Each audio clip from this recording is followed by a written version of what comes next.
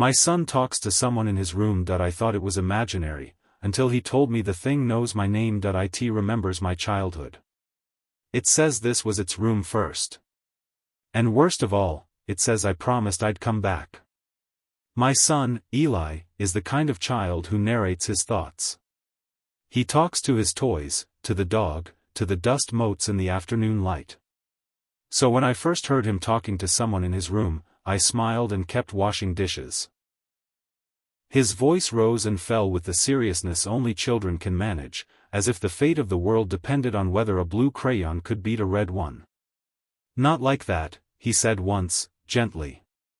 You have to stand closer. I paused, a plate slick in my hands. Who are you talking to, buddy? I called. My friend, he answered without hesitation. That was the beginning. The harmless beginning we all wish we could go back to. Eli said his friend came in the evenings, when the house settled and the pipes clicked themselves to sleep. The friend didn't like loud noises. Didn't like when I vacuumed the hallway or when the television laughed too hard. The friend preferred the door half closed. Preferred shadows. Preferred Eli alone. I asked what his friend's name was. He doesn't have one, Eli said. He says names are for people who can leave. I laughed then. I actually laughed. I told my wife, Mara, later that night, and she rolled her eyes and said, "Congratulations, we're raising a poet." But I started noticing things. Eli's door would be open when I was sure I had closed it. His toys would be arranged in neat lines, facing the closet. Not messy lines, not playful chaos, orderly, intentional, like an audience waiting for a show. One night, as I tucked him in, I asked, "Does your friend ever talk to you?" Eli nodded. His eyes flicked to the corner near the ceiling, where the light didn't quite reach. "What does he say?" "He tells me not to tell you everything," Eli said. Then, as if correcting himself, he says you wouldn't understand. I felt the first real prickle of fear then, the kind that doesn't shout but hums quietly in your chest. I told myself it was normal. Imaginary friends often act as secret keepers. Child psychology blogs said so. I read 3 of them at midnight, the glow of my phone lighting the ceiling while Mara slept.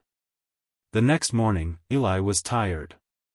Dark smudges lived under his eyes like bruises. "Did you sleep okay?" I asked, pouring cereal. He shrugged. He kept me awake. I froze. "Your friend?" "He was upset," Eli said, spoon clinking softly. "He said you were getting curious." That day, I installed a baby monitor in Eli's room. I told myself it was for peace of mind. I told myself a lot of things. The first night, all I heard was breathing. Eli's, soft and rhythmic. I started to relax. I even laughed at myself, alone in the living room, feeling foolish. Then, just as I was about to turn it off, another breath joined his. Slower. Deeper. Not synced with Eli's at all. I leaned closer to the monitor, my skin cold. A whisper followed. Too faint to make out words, but clear enough to know it wasn't my son. I burst into Eli's room, heart pounding, flipping on the light. The room was empty except for him, curled in his bed, eyes wide open. "He doesn't like the light," Eli said calmly. "You scared him." That was the night Mara stopped laughing. We argued in hushed tones in the kitchen. She said stress was getting to me. I said I heard breathing that wasn't our child's. She said houses make noises. I said this house knew our names. Eli stood in the doorway, listening. "He says you shouldn't fight," Eli said softly. "He says he remembers when you used to fight more." Mara went pale. "We don't fight in front of him," she whispered. I crouched down in front of my son. "Eli," I said, forcing my voice steady, "how does your friend know that?" Eli looked past me, toward the hallway, and smiled. Not a child's smile. A polite one. An adult one. He's been here longer than us. Eli said.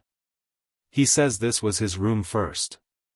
That was when I decided it was time to confront the imaginary friend. I sat on Eli's bed that evening, the house quiet, the door half closed like the friend preferred.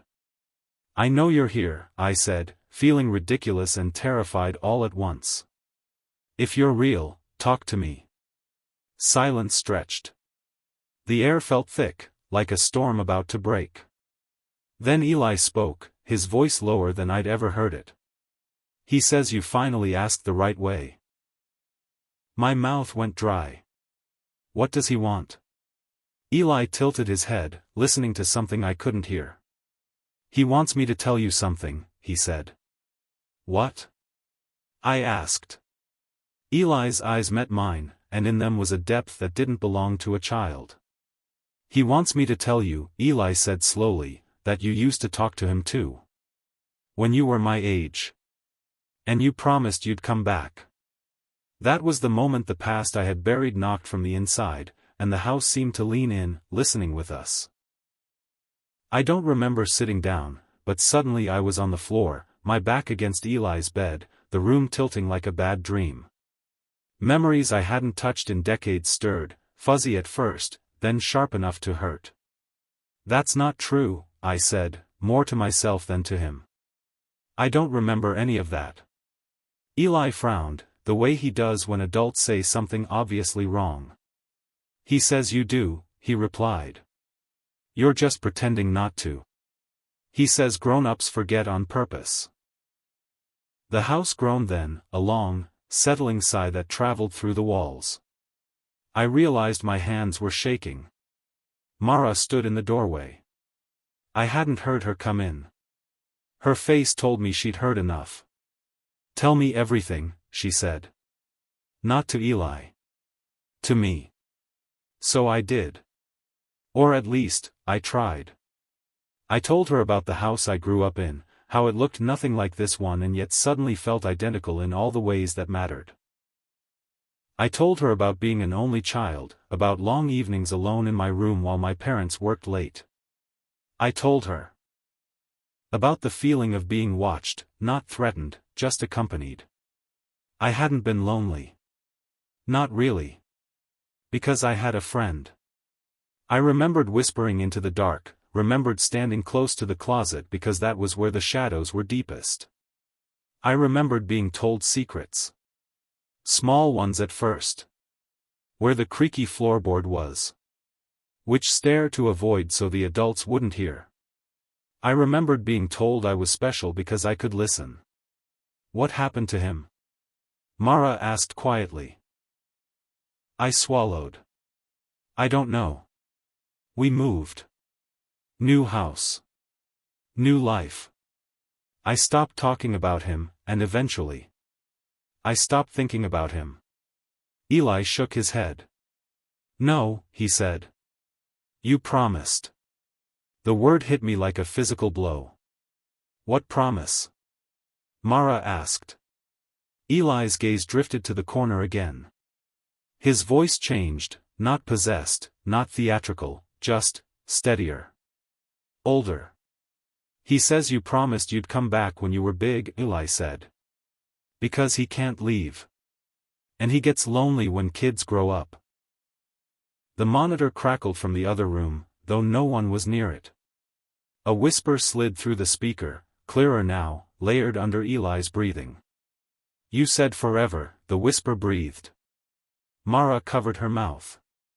Tears streamed down her face, silent and unstoppable. I stood up, legs weak. What are you? I asked the empty corner. A ghost? A memory? Some kind of thing that feeds on children? The shadows deepened, stretching unnaturally long. The air pressed in on my ears. I am what stays, the whisper replied. Houses forget families. I do not. Images flooded my mind, different children, different rooms, all with the same dark corners. All listening. All growing up. All leaving. Except me. You came back, it said, almost tenderly. You brought him to me. Eli smiled, proud. I helped, he said. He said families are the easiest way to come home. No, I said, stepping between my son and the shadows. You don't get to keep him. You don't get to use him. The house shuddered. A picture. Frame crashed to the floor down the hall. The whisper grew sharper. He is already listening, it said. Just like you did. I knelt in front of Eli, gripping his shoulders. Eli, listen to me, I said. You don't have to talk to him. You don't have to answer. You don't owe him anything. Eli hesitated. For the first time, he looked unsure. But he'll be alone, Eli said.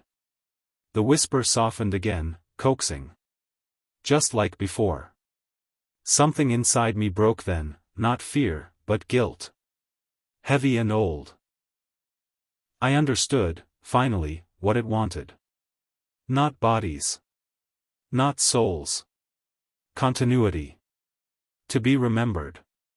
To be chosen. I took a deep breath. You're right, I said to the darkness. I did promise. The whisper stilled. I promised because I was a child, I continued. And children promise things they don't understand. But I'm not a child anymore. And I'm taking that promise back. The room went cold. The shadows recoiled, pulling inward like they'd been burned. You cannot leave me, it hissed.